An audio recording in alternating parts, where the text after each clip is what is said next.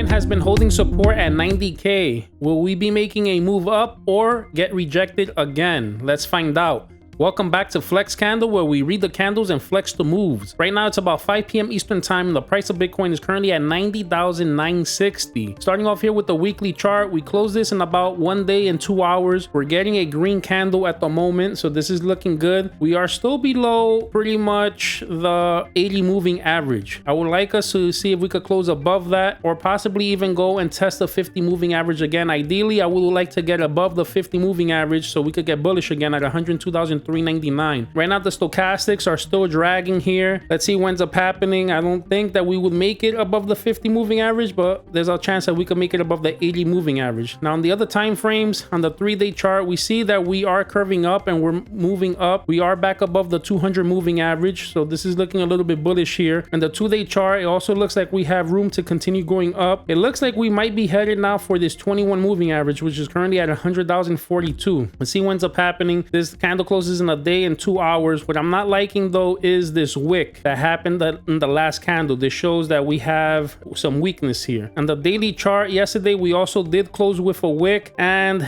we made it to the 21 moving average and we did not break it, and the stochastics are toppy. We're starting to curve here. This is not looking good. This is looking to me a little bit bearish. You guys know I'm anticipating some type of an inverted head and shoulder. Right now we're making the head, but we would have to make it back to this 50 moving average at 102,443 to then make that right shoulder if this is going to play out. If not, it looks like we might be getting rejected here. This candle looks like it's going to close under the 21 moving average, but let's see what ends up happening. And the other time frames, the 22-hour is toppy, the 12-hour is toppy, and the 10-hour is toppy, but I'm starting to see a curve here. Is it possible that we could make one more hump up and possibly make it to 93, 94, maybe 95K and then get rejected? Time will tell. 8-hour chart also on the way down. I'm also starting to see a little curve. A little early to tell. Now what's looking good here is this 4-hour chart. The stochastics are oversold here and it looks like we're on the way up. If we zoom in, it's hard to say if we're going to continue going up or if we'll eventually roll over here, but we are above the 21 moving average. We're trying to get above this 100 moving average at the moment. If we could stay above this 100 moving average, we have a chance to make it to this 200 moving average. That's at 98,627. Once again, we have to get above this 200 moving average with strength so that could really feel like we're back with a bullish sentiment. Now the other time frames, the 3-hour is looking good. Stochastics are on the way up as well. 2-hour, we're also on the way up. We had got above the 200 moving average, but we lost it, and now we're trying to see if we could regain it. Right now we're slightly above it, but it's not convincing yet. On the 1-hour chart, stochastics on the way up. Now what I'm not liking here is that this kind of looks to me like some type of diamond pattern, and they usually break down the way that they got in. So if this is some type of a diamond pattern, see, it came in this way, it would suggest that we will probably come back down this way, and this is bearish. This would technically break us back down. I'm not 100% sure. It kind of looks to me like a diamond pattern. Let's leave this here. Don't really have a measured move for it, but I'm expecting it to break down. I mean, if we lose this 200 moving average at 88,217, we probably are going to go lower. So let's see what ends up happening with that play there. On the other time frames, the 45-minute starting to get a little toppy as well. 30-minute, we're starting to curve. We didn't even get above this dotted line. We're having resistance here on the 100 moving average. Now on the 15-minute chart, we had lost the 200 moving average once we were above it for a while, and look, resistance here. We kind of double bottom here. This kind of also looks like we're doing some type of a cup and handle, but the stochastics are topping. We're already rolling over, so unless we drag here for a while, I don't know if we'll break out of this. But look, resistance here on the 200, we came down, we're testing it again. Red candle right now, and we're also rolling over. It looks like we might have more downside. We have to stay above the 21 moving average, which is at $90,702. If we lose that, we can't lose this support. This is basically where it made the first bottom at 90,165. We lose this, we're probably going to end up breaking 90K. Right now, since we're above 90K, it gives us the chance to range between 90K and 100K. If we lose that 90K support, I do expect us to go back down and possibly test 85K and even 80K again. All right, guys, so that's the breakdown. If this gave you clarity or a setup to watch, do me a favor, like, drop a comment, subscribe, and if you have a stock or crypto you want me to go over, drop it in the comment section. This is Flex Candle, where we read the candles and flex the moves. Catch you on the next chart.